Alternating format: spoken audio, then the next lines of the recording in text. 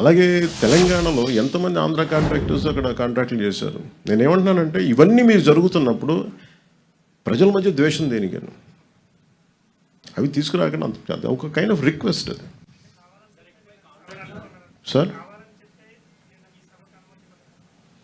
నాకు నిజంగా తెలియదు సార్. ప్రాబ్లం నేను నిజంగా చెప్తాను కదా, నాకు మా వాళ్ళు పోరు పెట్టి తెలియను సార్. నేను మా వాళ్ళు 12 సంవత్సరాల నుంచి అడుగుతున్నారు. నాకు తెలుసు వెళ్తే ఏదో ఒకటి అంటారు, మళ్ళీ నాకు ఎందుకు లేని చెప్పి నాకు 12 సంవత్సరాలు వెయిట్ చేసిన తర్వాత పుష్కర్ కాలం తర్వాత అంత ద్వేషం ఉండదని అనుకున్నాను. మా వాళ్ళని అడిగితే ప్రేమగా వెళ్ళాను. దానికి నాకు నిజంగా సభకి అనుమతి ఇచ్చుంటే చాలా ఈజీగా చిన్నగా అయిపోయేదేమో నాకు అదే అనిపిస్తుంది.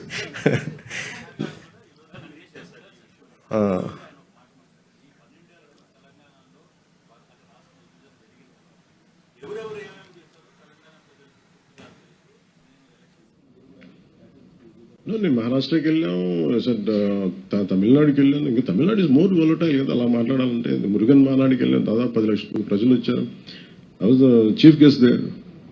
అక్కడ కూడా ఒక పర్మిషన్ ఇవ్వలేదని కోర్టుకి వెళ్ళి తెచ్చుకున్నా. రూలింగ్ గవర్నమెంట్ ఎప్పుడు కొంచెం పెడద్దు. నాకు ఇక్కడ కాంగ్రెస్ గవర్నమెంట్ పని కట్టుకొని చేసిందా అని నేను అనుకోవట్లేదు. రేవంత్ రెడ్డి గారికి కూడా నాకు అవసరం, నాకు తెలుస్తుంది ఆయన బిహేవ్ జరిగిందని కూడా నేను అనుకోవట్లేదు. అది కూడా నేను చెప్తున్నాను కదా. కాదు ఇక్కడ ఏముందంటే Congress as a party, Indian National Congress, ఉదాహరణకి మీరు ఇప్పటంలో ఆ రోజు మనోహర్ సార్ కూడా ఉన్నారు. కాంగ్రెస్ మన గాంధీ గారి విగ్రహాలని, నెహ్రూ గారి విగ్రహాలని, ఇందిరాగాంధీ గారి విగ్రహాలని బస్సులు కూల్చేశారు. కాంగ్రెస్ నుంచి వచ్చిన నాయకులే. అది వైసీపీ రూల్లో వాళ్ళ సొంత కాంగ్రెస్ నుంచి వచ్చిన వైసీపీ నాయకులు తనయులు స్టార్ట్ చేసిన పార్టీ కూల్చేసింది కాంగ్రెస్ దిమ్మలు. వాళ్ళు మాతృ సంస్థ నుంచి వచ్చి అలాంటి దానికోసం మేము కదా కూర్చోబెట్టి మాట్లాడి హైలైట్ చేస్తున్నారు రోజున. సో మాకు కాంగ్రెస్ ప్రాబ్లం ఏమొచ్చిందంటే they have become too convenient. Especially Indian National Congress ఢిల్లీలో కూర్చున్న either it could be mister Rahul Gandhi or mister Kharge garu కావచ్చు, మిస్టర్ ప్రియాంక గాంధీ గారు కావచ్చు. I think they should, when they were running a national party, I hope they'll look at how their leaders are performing in each and every state. When you want to have a national integrity, when you can go to Wayanad and you can compete, you can contest. But here, in a neighboring state, where I have a home, that was my home, Hyderabad was my home, is my home. Maybe politically I'm not there, but Hyderabad is my home.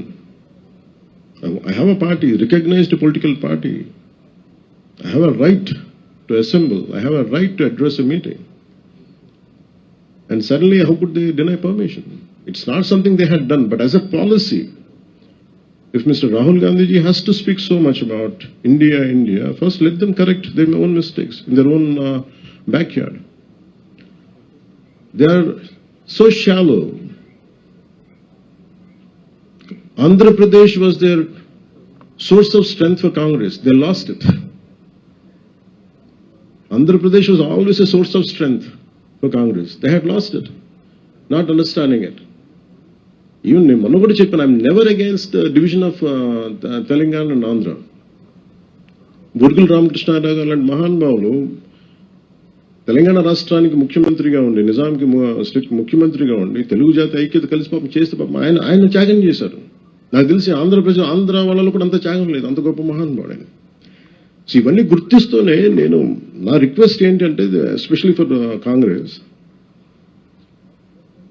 somehow you are stoking some unwanted differences in the country.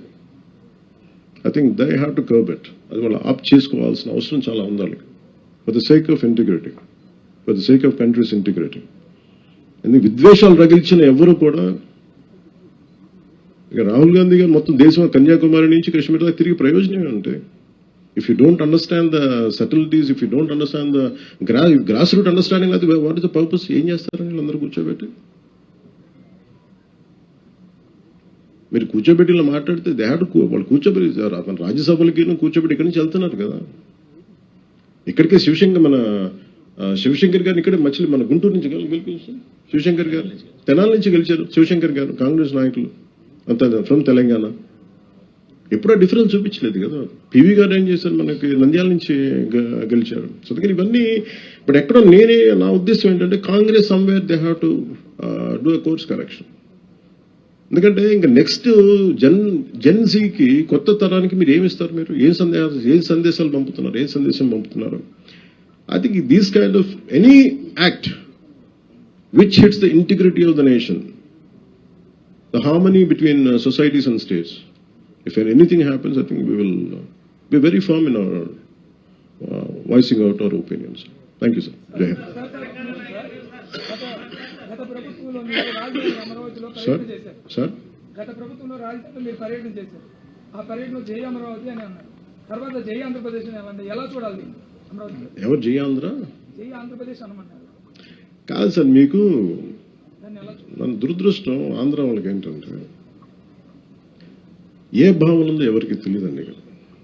నాకు నిజంగా తెలంగాణ ప్రజలను చూస్తే ఎందుకు ముచ్చటేస్తుంటే తెలంగాణ అనే భావన ఉంటుంది. తమిళియన్స్కి తమిళ్ వాళ్ళకి అని ఉంటుంది, గెలవాలంటారు. ఆంధ్రాకి సబ్ రీజనలిజం ఎక్కువ, లేస్ట్ విత్ కాస్ట్. అందుకు ఇక్కడికి వచ్చి పెట్టాం. మీరు అడిగిన ప్రశ్నకి ఎందుకు పెట్టాం ఇక్కడ అంటే అట్లీస్ట్ మీకు ఏదో ఒక భావన, ఆంధ్ర అన్న భావన ఉంటే మంచిది. ఇప్పుడు జై అమరావతి అంటే ఏమవుతుందో చెప్తాను. ఎందుకు చెప్పానంటే ఆ మాట మీరు కనెక్ట్ అవ్వరు. Suppose if you're part of Amaravati I don't know, ఒకవేళ you're not a part of Amaravati, సడన్గా ఇదేదో అమరావతి వెళ్ళిపోవడం అంటే మాకు సంబంధం. బట్ వాళ్ళు ఇచ్చిన 33,000 ఎకరాలు 30,000 మంది పైగా రైతులు ఇచ్చి small slogan can make a difference. Small slogan. Karl Marx ఎక్కడో జర్మనీలో కూర్చొని మొత్తం ప్రపంచ కార్మికులారా ఏకం కండి అని కూర్చుంటే ప్రపంచం ఏకమైపోయింది. It all depends on what kind of slogan. అందుకే నేను ఆ ఉద్దేశంతో చెప్పాను తప్ప మీరు కూర్చోబెట్టి జై ఆంధ్ర అని కూర్చోబెట్టి దానికి ఉన్నత స్థాయికి వెళ్ళమని చెప్పలేదు. At least have an identity, at least have an identity, at least have an identity, some kind of identity which is good for the state. అందుకని భారతీయత ఎక్కడ కోల్పోమని చెప్పలా. కానీ దీన్ని సబ్ రీజనలిజంకి తీసుకెళ్తే ఇంక విడిపోవడానికి ఏం లేవు. అన్ని రకాలుగా విడిపోయాం ఇంక అందరం. ఇంకెక్కడ కలపడానికి ఉన్నాయి తప్ప ఇంక విడిపోవడానికి ఏం లేవు. అన్ని రకాలు. ఇప్పుడు ఈ కమిటీ తాలూకు ముఖ్య ఉద్దేశం ఏంటంటే మేము కలపడానికి ఉన్నాం, విడగొట్టడానికి లేవని చెప్పడానికి. Thank you sir. జై హింద్. అమర్జీ పట్టిశ్రాములకి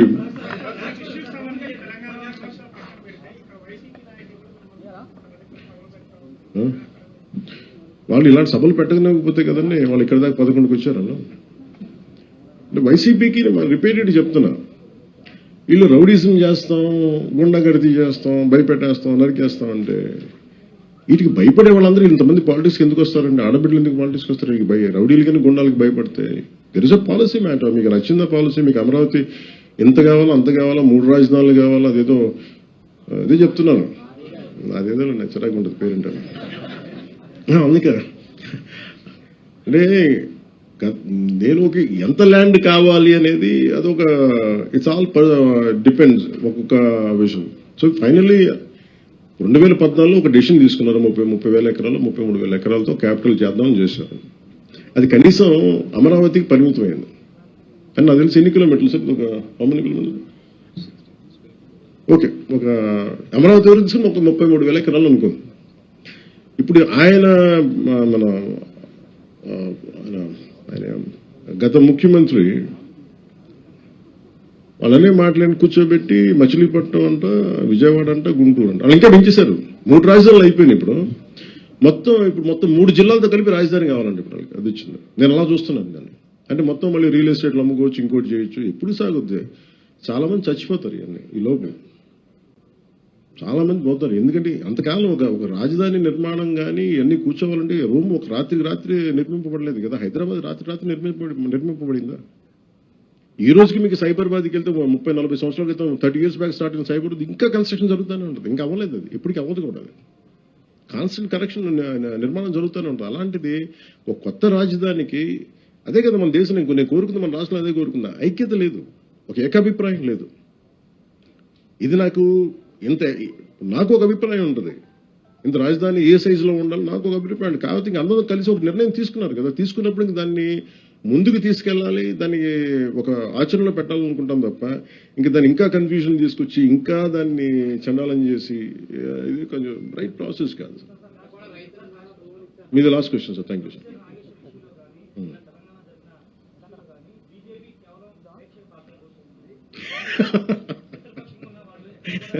అది బీజేపీ నాయకులు అడగాలి సార్. నన్ను అడిగితే నేనేం చెప్పంటారు చెప్పండి.